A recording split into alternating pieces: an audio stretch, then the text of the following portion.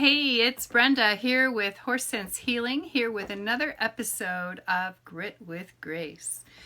And today I'm going to talk about a topic I spoke about just the other day, but it seems to be up a lot for a lot of people.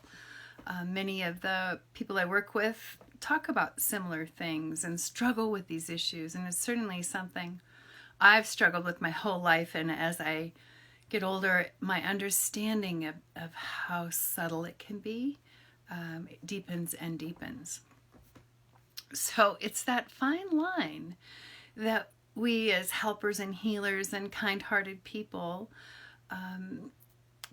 can find ourselves going over that fine line. The fine line is between taking care of people, helping people, supporting them, being their cheerleaders, and that line of losing yourself and your identity and caring for others and taking over and really doing way too much for them, aka the rescuer. It's often formed in our early years, and we may not even be aware of it. Most likely we're not.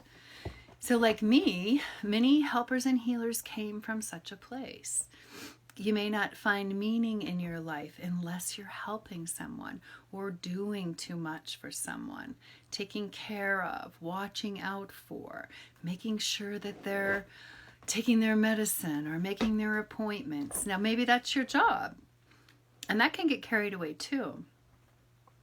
And sometimes it feels like protecting. Like the other day I talked about taking over my friend Mary's life and moving her and taking charge of all her stuff, and it just got bigger and bigger and bigger. Well, it began because she was being what I felt taken advantage of. So I jumped in, both feet, all four if I were a horse. And it took over my life. So looking back, I can see what that was now. But we also look outside ourselves for validation when we're doing this rescuing, over-caring, over-compensating for someone else. And we really hate people being mad at us. Because our identity becomes attached to external validation from someone else, from outside of ourselves.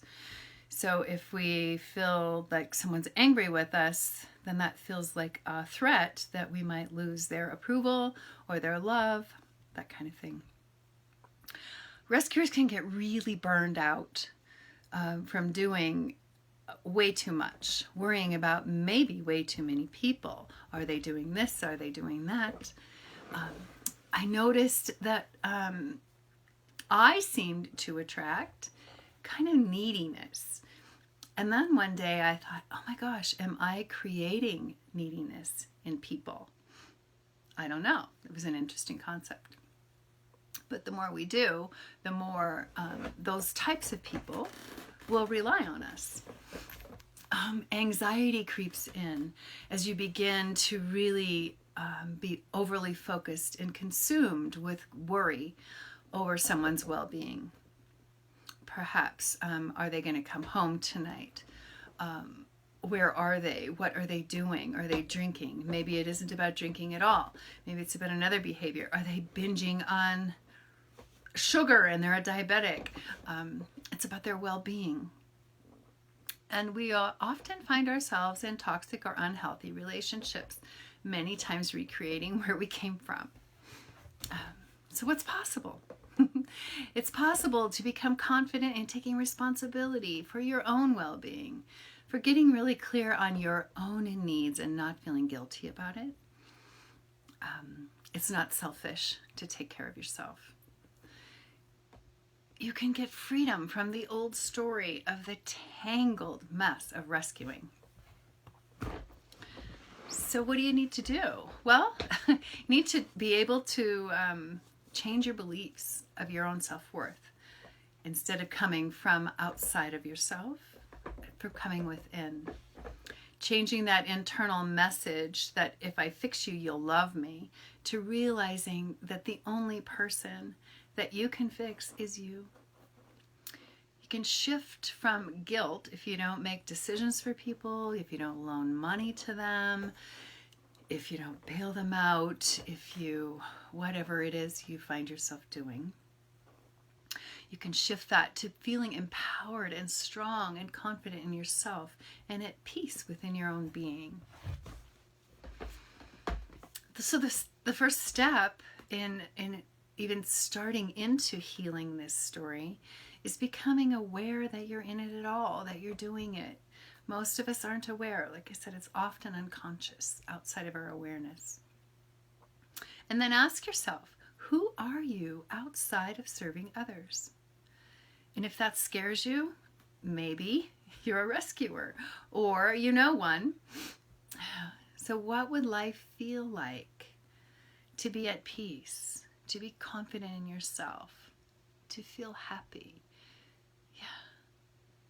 To not be worried, to be calm.